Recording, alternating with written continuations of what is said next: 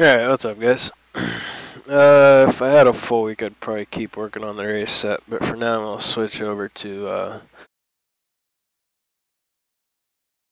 qualifying set. Do some qualifying practice tonight, qualify tomorrow, and then race tomorrow, because I won't be here for the weekend. So, first thing is ride heights 2.8, 4.3, difference of 0.45.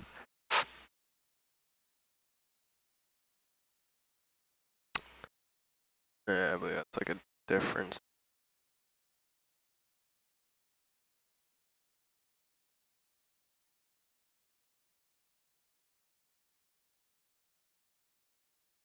What was call it for?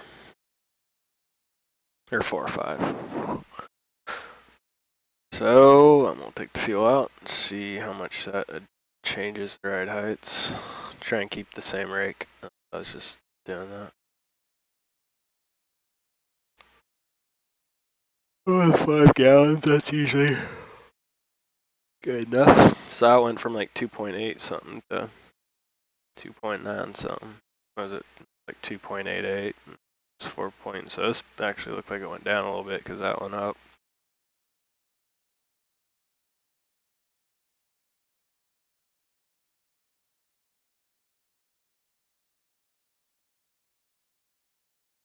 This back down to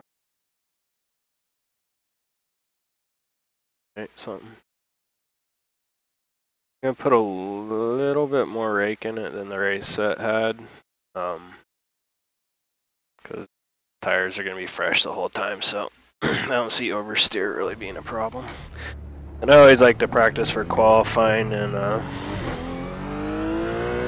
test servers. I always find it a bit silly when people are hot lapping in practice servers and get mad at you for not pulling over.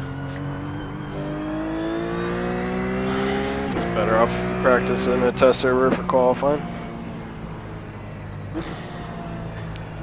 I think it's good etiquette. So I'm gonna take it nice and easy. The first laps I've turned all day, so just work up to getting up to speed.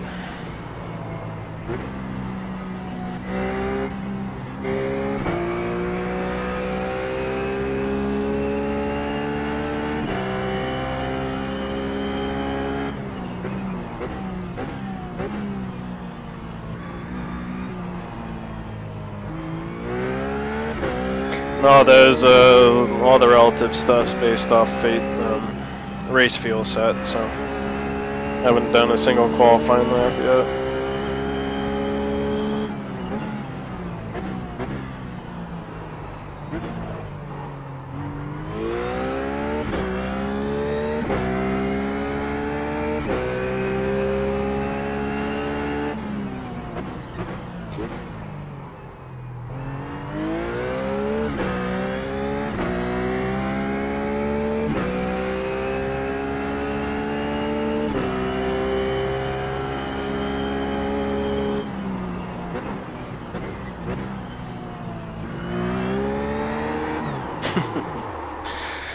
Yeah, I thought I could already Tokyo drift one lap into warming up. Just gonna keep going on these tires because I need to warm up more. So this is more just like a little warm up sesh here.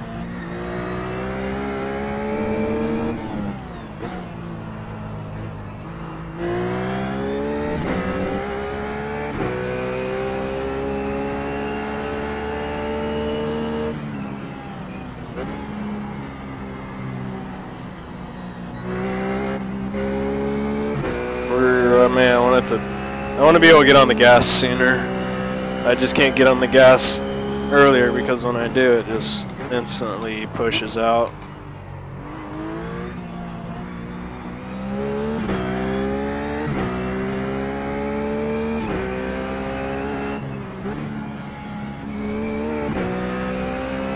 That's how out of it I am right now. I just went to 3rd gear there for some reason. I worked today and then played golf, so it's a long day.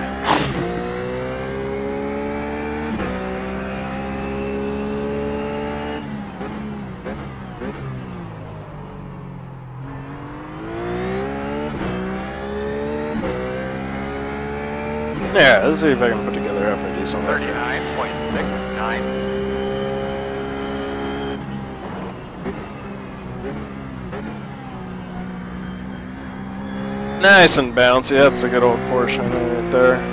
You can just, with no fuel in it, it doesn't have that weight in it to absorb some of that bounciness. Yeah, the front end's way too bouncy right now.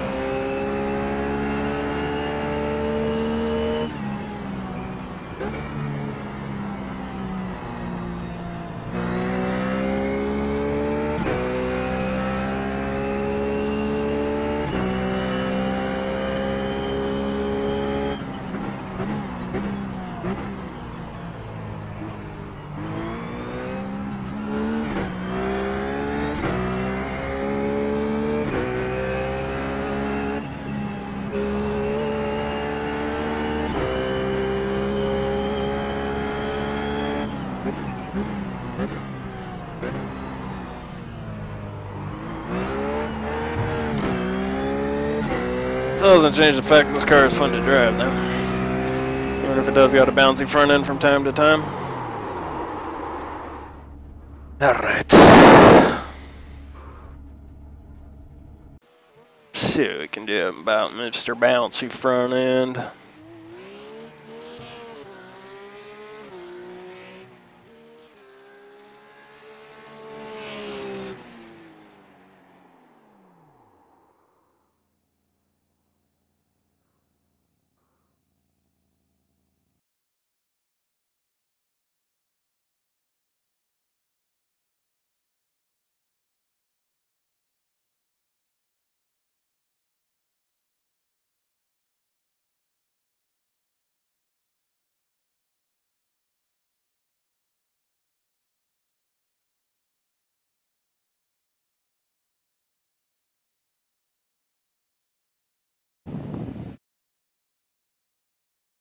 Trying to think of a way to incorporate less bounciness and give myself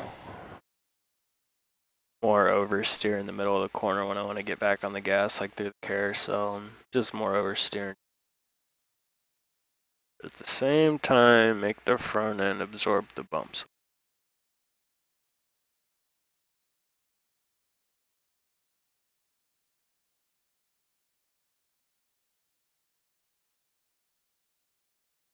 So right now I'm gonna hope, actually, okay, so the low speed rebound dampening, I'm gonna reduce it by 3 clicks, good margin. What I'm hoping by this is to get the front end to, say this is the rear of the car and this is the front of the car, so you're kind of looking at the back of the car. When I go into like a right-hander, I want the car to roll a little bit quicker. And by doing that, let's see if I can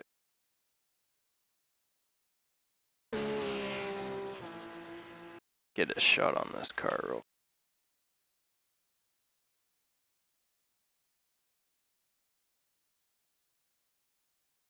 Okay. So what I'm doing is for the rebound compression, it when the car compresses into, or the car turns in a corner, this shock will compress. Say if we're going into a left-hander here, this right side of the car is going to compress. It's going to compress the shock and everything. Now when you go, the same time this side's compressing, the right side of the car is lifting up. So if we're going into, bam. Alright, we just went into the corner. Now you can see this side's lifting up, this side's pushing down. Our rebound compression is on this side, so I wonder how big this looks. Yeah, actually kind of legit. I'm just looking at my side screen to see how this looks from your guys' view. So here we got the, right now we're close to full extension on our shock. My 2 fingers are representing the shock basically. So the shock comes down and we're coming into the corner now, and so the shock's coming back up. The rebound compression changes the rate at which the shock comes up, or in which the rate the stroke happens. By taking some of the rebound out, like I just did,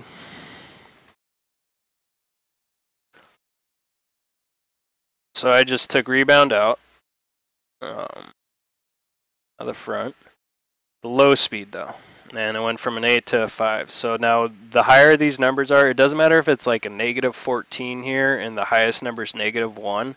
The highest value is always going to be the most dampening. So it's going to be the most, the slowest rate at which that shock's going to travel, or at which that shock's controlling the rate of travel. So by allowing this to lift up quicker, I'm hoping the weight transfers over to this side quicker and just gives a little bit quicker response to the car. So that's what I'm going for there. I'm just hoping the car rolls into the corner a little bit more. Now, so low speeds for this kind of stuff, where we're rolling over stuff. Now watch, you'll see the car roll the other way. So now this side dips, that side lifts up. So now this shock is lifting, or it's allowing the body of the car to lift up a little bit quicker, transferring the weight over to the other side of the car a little bit quicker. You can see, for the most part, this side's going to be lower than that side, especially on initial turn in. See how this side's lower. Now, when we get into the high-speed compression, that's what this little bouncy, absolute drives me nut nonsense was all about right here. This is what I'm going to be adjusting next. I'm going to try and adjust for that. And that really fast stuff, that's all high-speed compression. So, go back in here. And again, I'm focusing on the rebound for 2 reasons. Actually, that's just for 1 reason. And that's because, yeah, this is for bumps, but I've actually found in my testing, this does have an effect on the body roll of the car. It's minute, but it does affect, and it's just the same as the low speed. So taking some of this out is going to add to the car being able to turn a little bit more. And what I'm hoping, the second part of this change, is I'm hoping it's actually the direction I need to go to get this car to bounce less. So, I mean, that's a shot in the dark, but because of that, a lot of that high-speed rebound stuff, unless you look at like the Motec, which I just don't like, I don't bother. I figure it takes just as much time as it does to just try different settings. And since we really don't know exactly at which rates of travel these 2 velocities, like, we don't really know at what velocity the high speed really starts taking over, and we don't know what. So I mean, without really knowing that, you're kind of shooting at the dark. So I just like to actually test in the game and figure it out that way. So part of me knows this is going to help turn the car a little bit more. The other part of me is hoping it's going to help with the high speed bumps.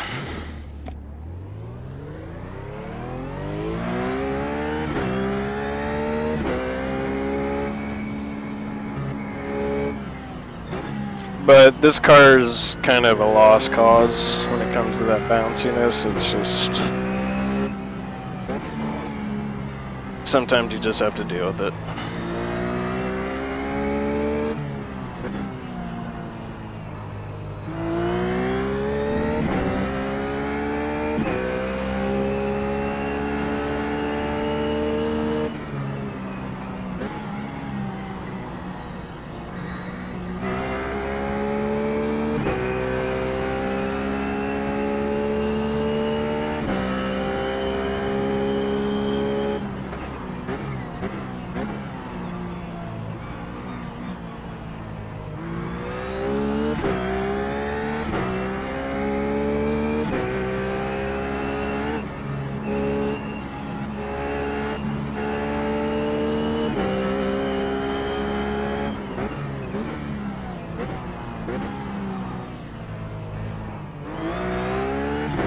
I think it does feel better.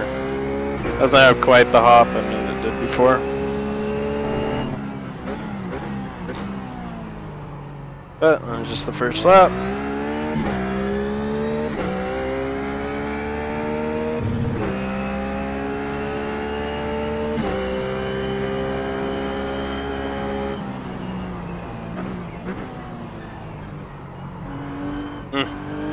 Tried to stay in third gear, but the car just went turn. I think I need to go to second.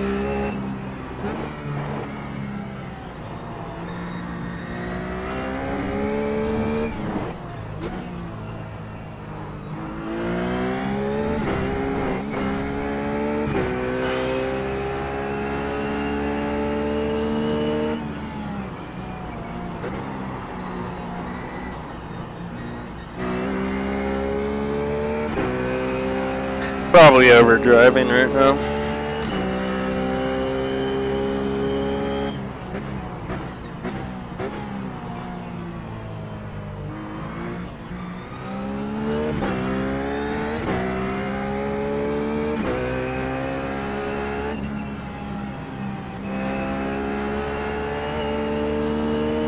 I'm going up like 3 clicks front brake bias too, just because the car is just too loose getting into the carousel on braking. So I'm gonna try and put more front brake bias to get the car to stabilize a little bit more, at least the rear end stabilize, so it'll have a little less of an e-braking effect.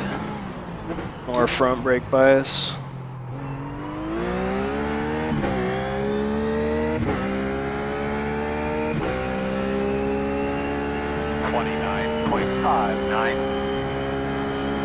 That'll probably help with braking stability going into there too. Oh yeah, that's, you guys could probably see right there that it wasn't bouncing quite as much as it was before.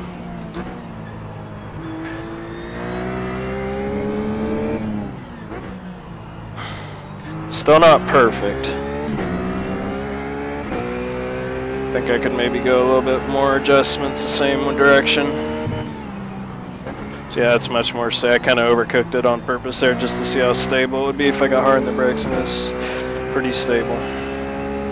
And that's because of the front brake bias adjustment, or more brake bias to the front.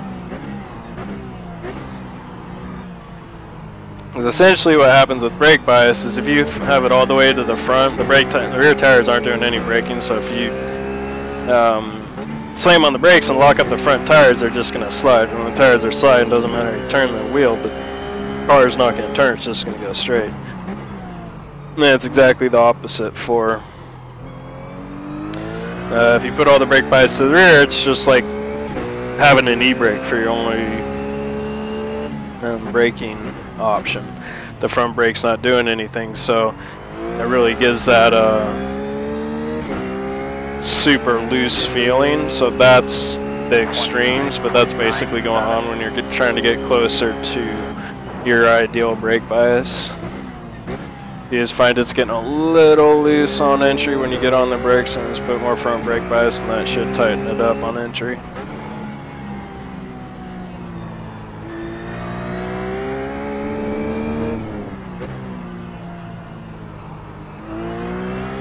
Definitely right direction with those shock adjustments, so as far as the bumps, I'm not still figuring out the turning, but that does feels better. Still pushing. But it was a little bit better through the middle.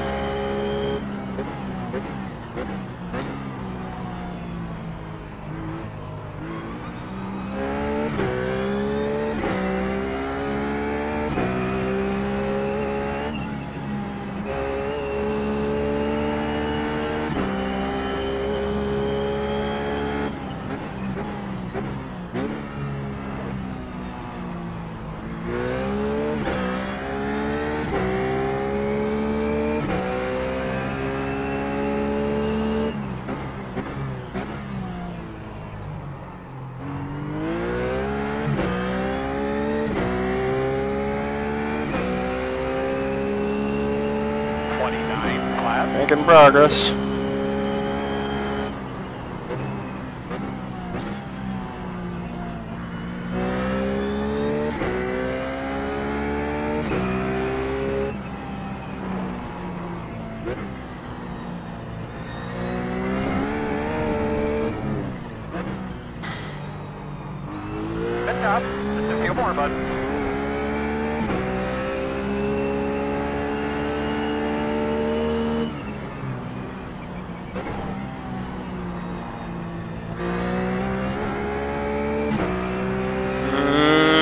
want you to push.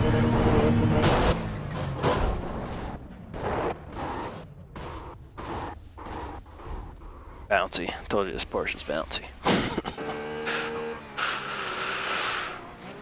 But we'll see here. Just I get on the gas and we're just pushing like a dump truck right now. Look at that thing just going straight towards off track. Like a 720 wall ride, wall tap. Alright, we're gonna save this first. Because that was progress. It's hard to type with gloves. Qualifying. Alright, so going to go one more click with nope. Actually, no, I like that. Maybe one more click about these. Same reasons as before, just hopefully that'll get a little bit smoother. Now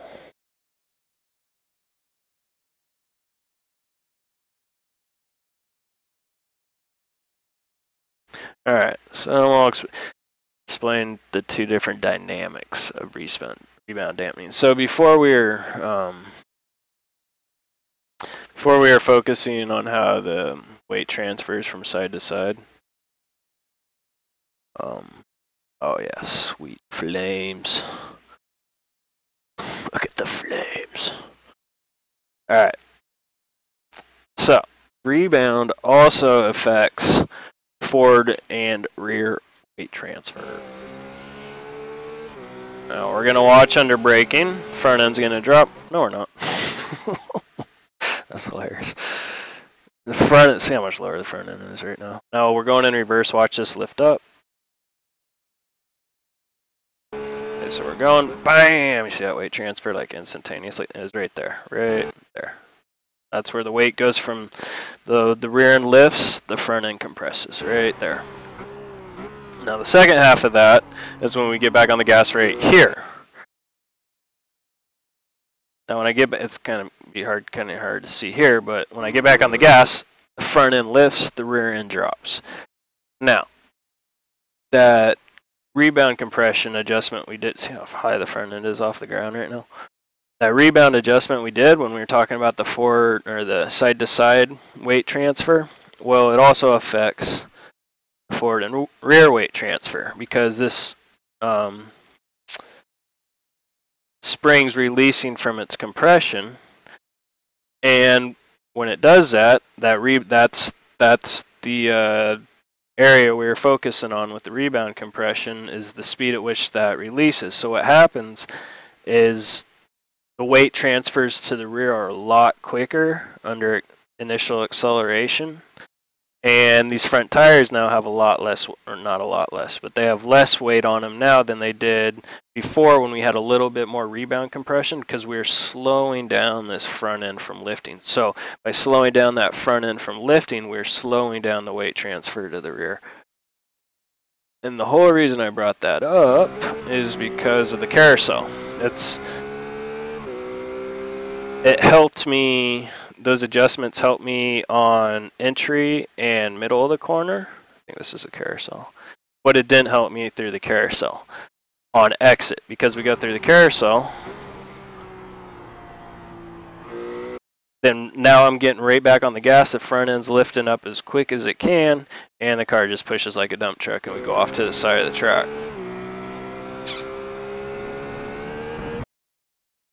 So that's the two dynamics of rebound that you got to think about when you're adjusting. It can negatively affect you. I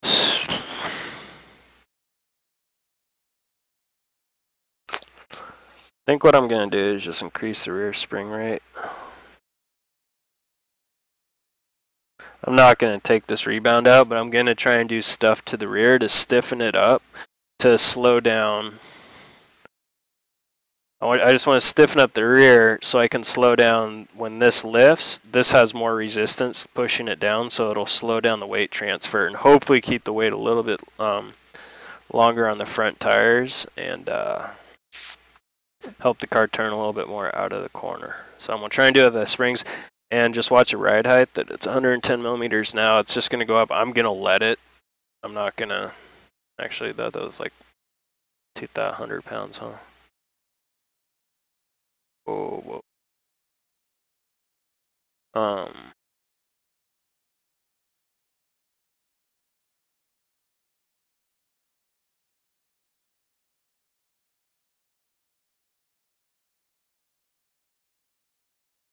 I was just making sure these 4s were still the same because I just reset it. Alright, so go up 100 pounds in the rear. That was at 110 millimeters before. Now it's 112. So 2 more millimeters of rake in the rear. So it's just going to lift up the rear a little bit more. And it's, you know, in relation to the front. So that kind of sets your preload of to where your weight is. Like it's kind of, you know, you can just think of it like being your arm being cocked back and ready to shoot or something. You're kind of, that's how you're kind, if you have the rear end lower, the car's not really cocked and ready to just shift all the way to the front. It's going to, you know, be kind of lethargic.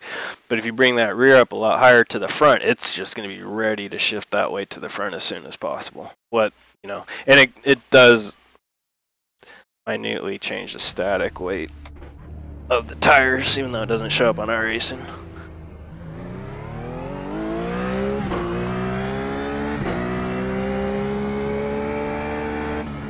But it probably doesn't show up on iRacing because it's just not a sensitive enough. You know, there's just not enough decimal places, basically. It's probably a very minute difference. Probably obvious if you go from like, you know, full nose high and full rear down to full nose down to full rear high. Huh.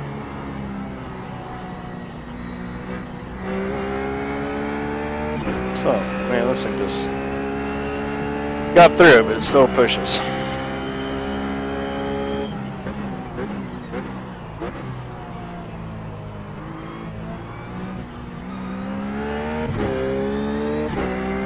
Unfortunately, well, I guess the endurance race isn't even, they're doing this Sebring race, so never mind. I'm not going to miss an endurance race here. Because there is no endurance race this week, but I will do a sprint race tomorrow.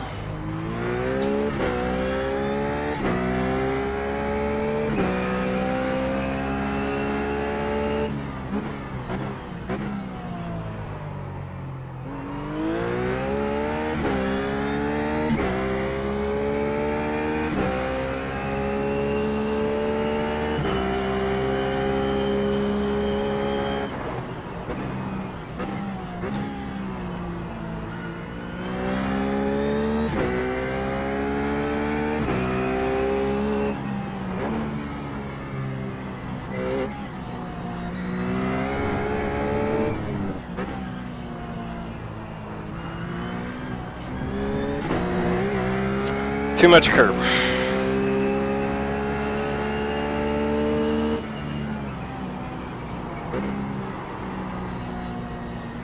Got one more click front brake bias.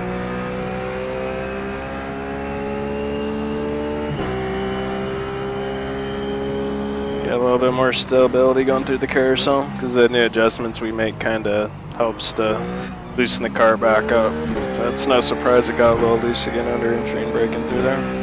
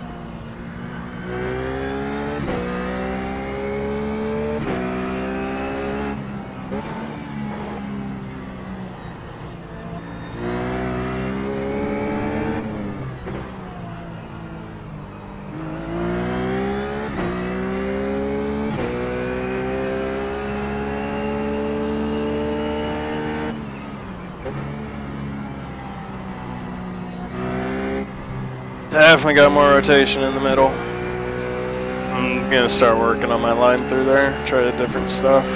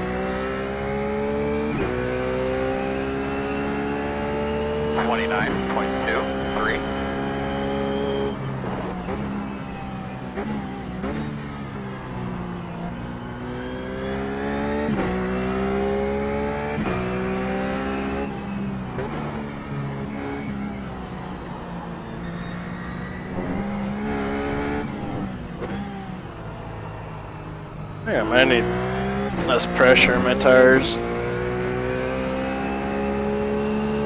So I don't feel connected.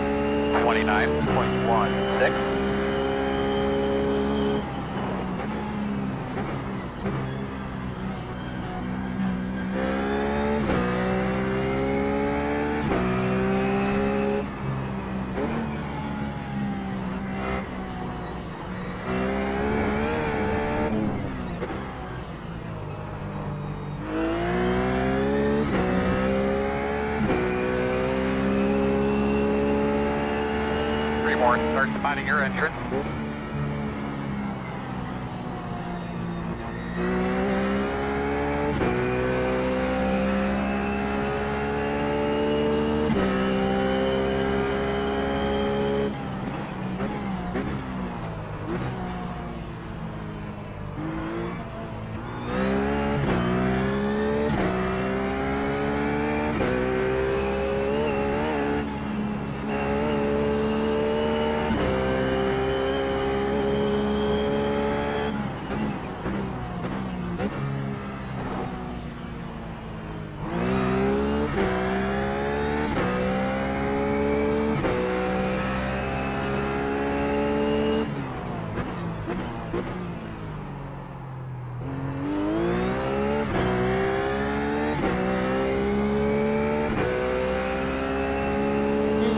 That was the third flying lap. That's where it really seemed to start picking up some natural speed. Still just pushed way wide over that. I don't know. Yeah, I don't know.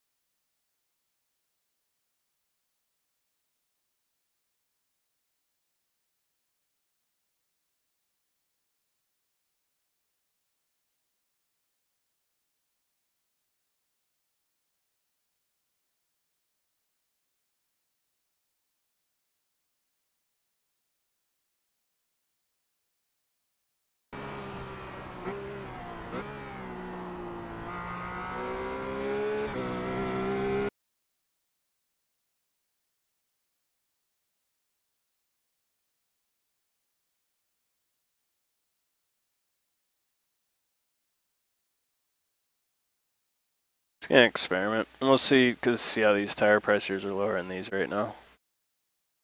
I'm going to go up 2 clicks here, 2 clicks here.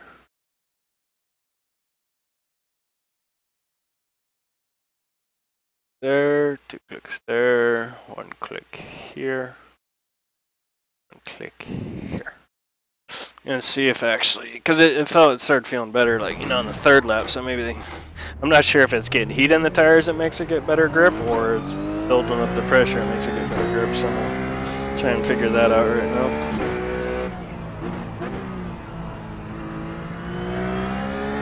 See if I can run a better lap earlier on here.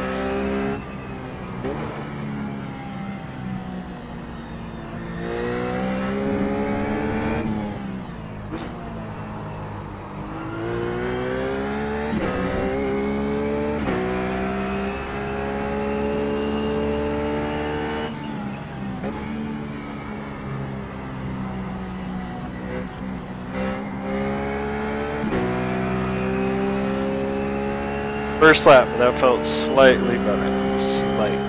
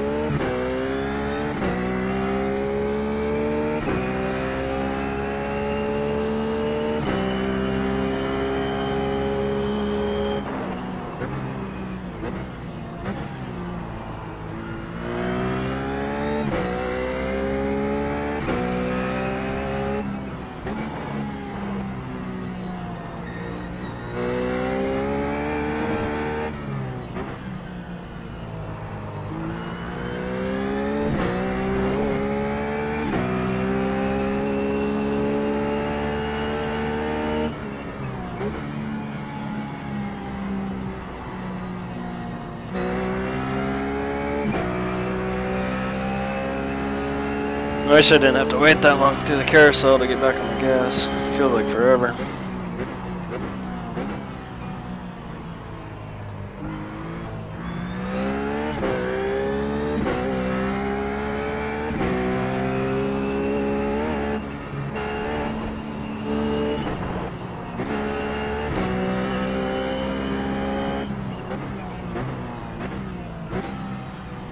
This lap's kind of a wash, so I'm just taking it easy through here, cool down the tires a little bit, get ready for another lap.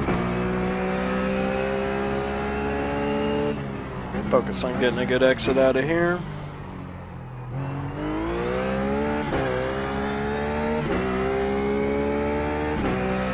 Get us a good run for a new lap. 29.55.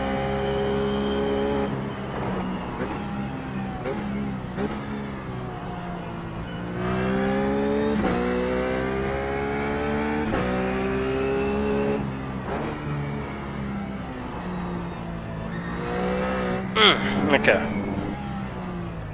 I need to see what's going on there. Car's acting different than it did before over that bump. Before I could jump over it and it'd land nicely, but now it's getting weird.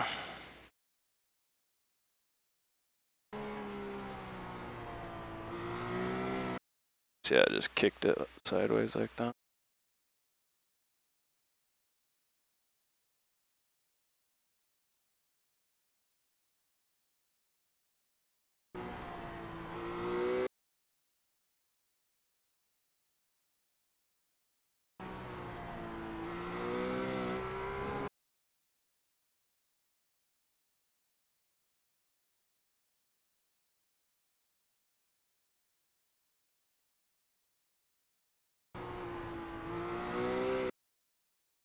I think I just hit the curb weird. If you look, like the left rear kind of kicks up. I think the left rear just Might have something to do with the stiffer springs in the rear now, probably. I don't really like this tire pressure adjustment, so I'm gonna go back down. Oh, these were just up one. Back down one on those. Gonna go up one on these though, from how we had them, not the last time, but 2 times ago. So from 2 times ago, I basically just put the front tire pressures up 1 click. See how that feels.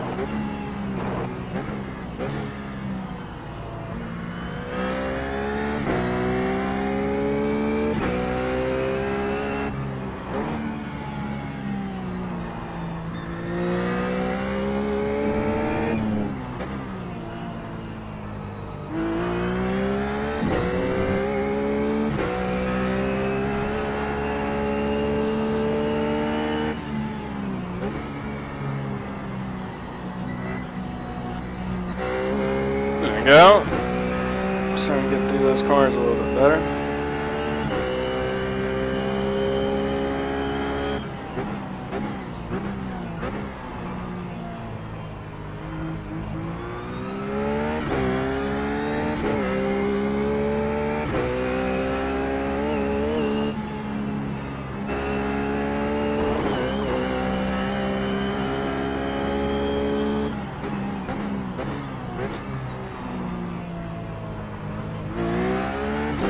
Going purple all over the place, so you know you're onto something when you're doing that.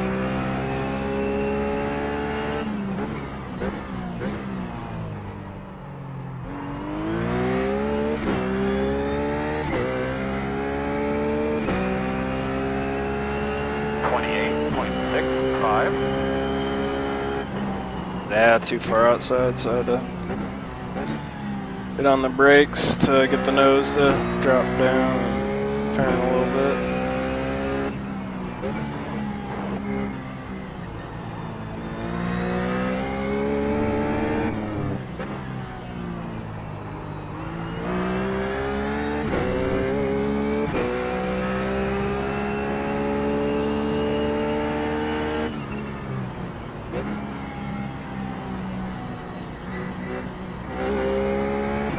Go one more click front brake bias.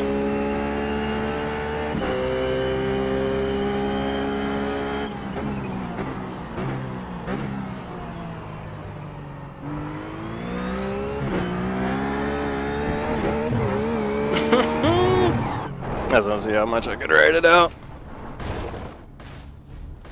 Barrel roll. Alright, that's progress. Making progress.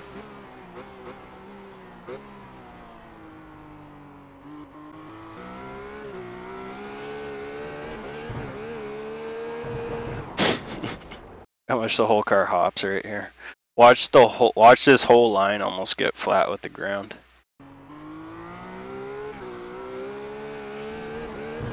Ooh. It's kind of hard to see in real speed. get full compression front, rear, and then the whole car just hops. Full compression hop.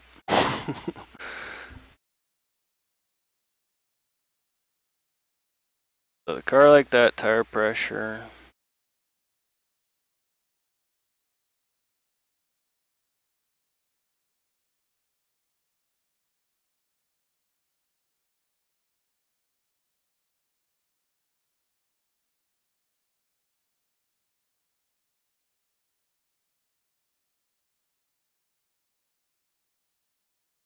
Can't wait till this kind of stuff right here like cuts tires. One day. One day. Alright, save that. How's that identical? Doesn't make any sense. Unless I saved it and I wasn't paying attention. Alright.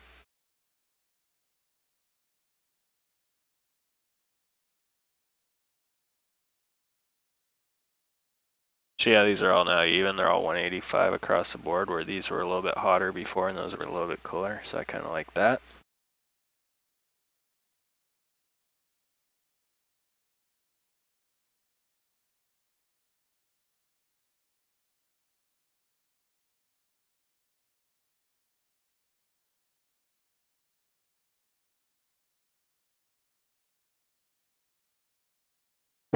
Let's see what happens when I get rid of the rebound dampening in the rear.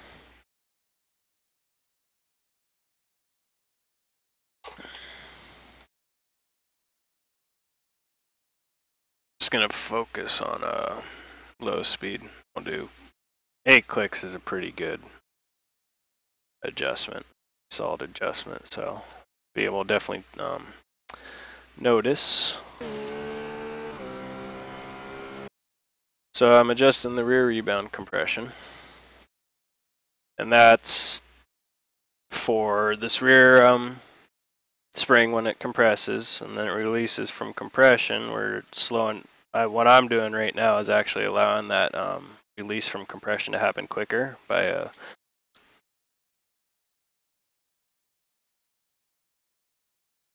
making this low speed rebound dampening go from 12 clicks to 8 clicks.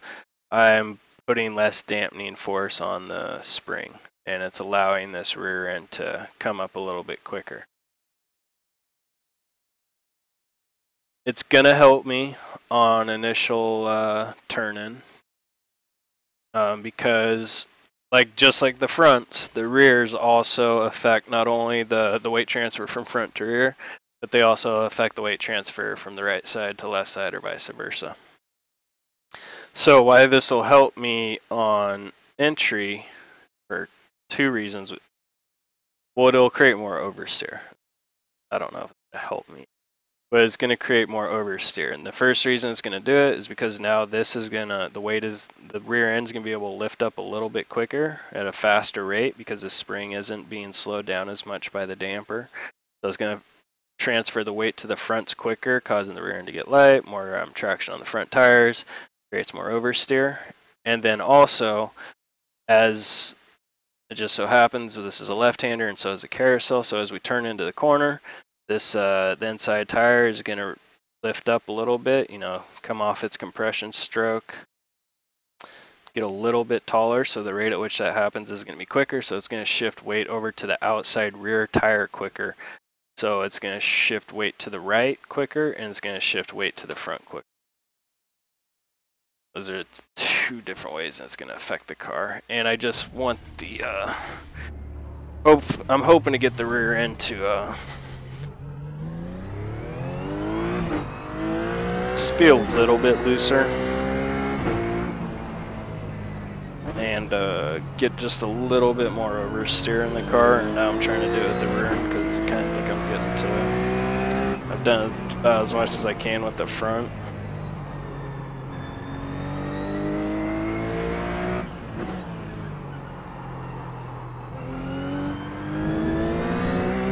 It's not true. I've adjusted what I think will help.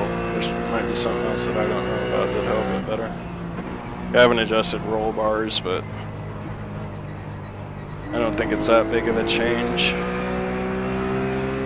I mean, that felt pretty good there, good first lap.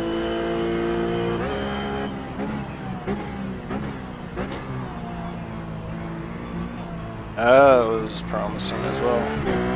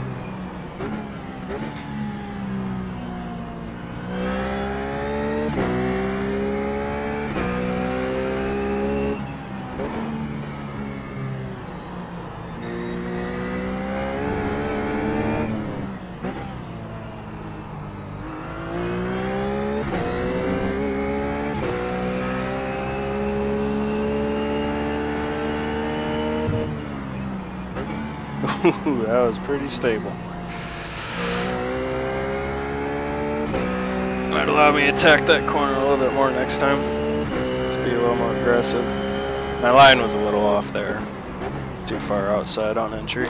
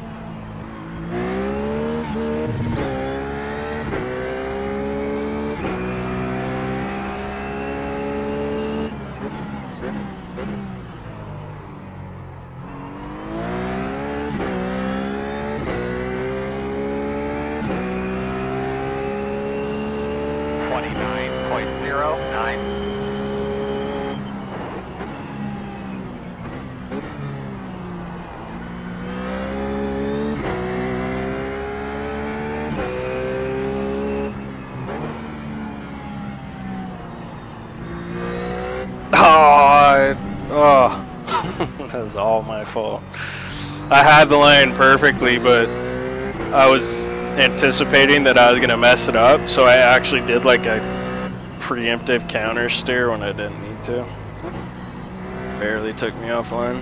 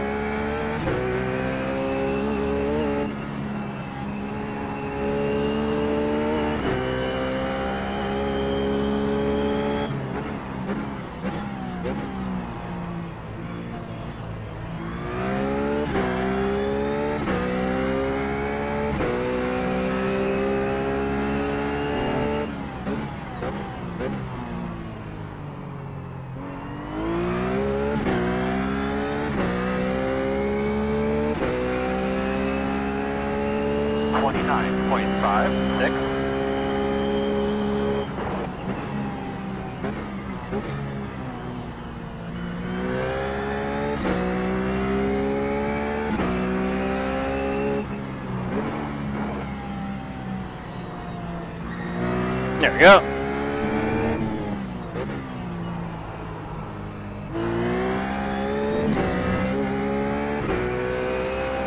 Just a little too aggressive with that corner.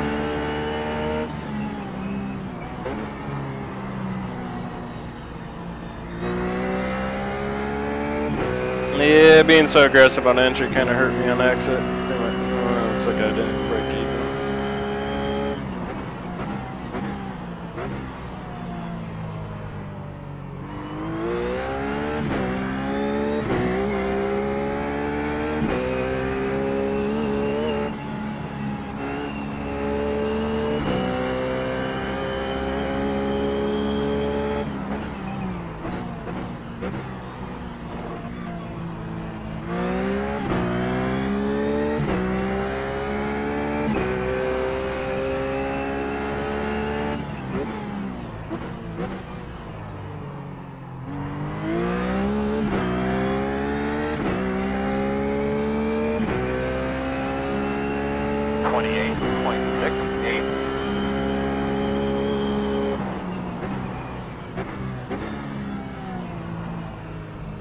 Okay. I think I just spent myself.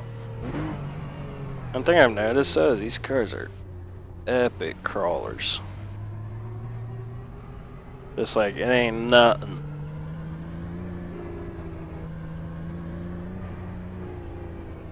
Where am I? Can I go behind the grandstands? Doesn't look like.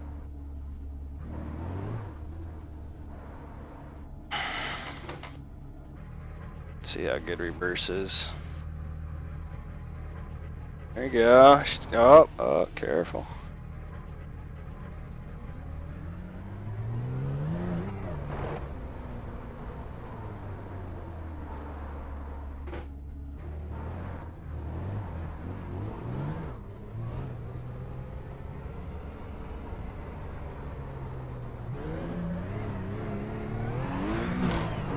Nice and easy, bud. Back it up. Slow it down. Buddy, let's take that off now.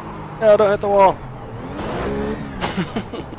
Alright, wasn't too bad. I think the suspension's still straight. I want to have some more fun. Good job. Keep digging here. If I can do a better job at landing this one. We'll get a... Oh, that was a little better. A We're little better gonna than be last time. dragging. It's alright, I think we're still good.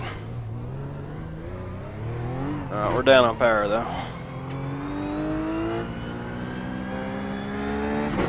Look at that, turning right and going left. Alright. I think fun time's over.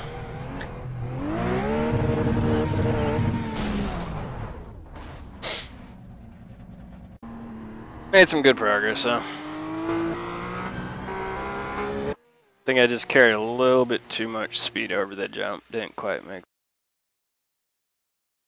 Had a better angle than the last race prep video, though, for sure. Yep, too much speed. Hit the flats. Alright, almost save that. Up in the forums when this video is. And tomorrow, I'll do a little qualifying and do a little race. And that'll be it for me for the week. What I wanted to do is I wanted to get the rear end to just sit on top of the concrete. Almost. Alright guys, I will see you later.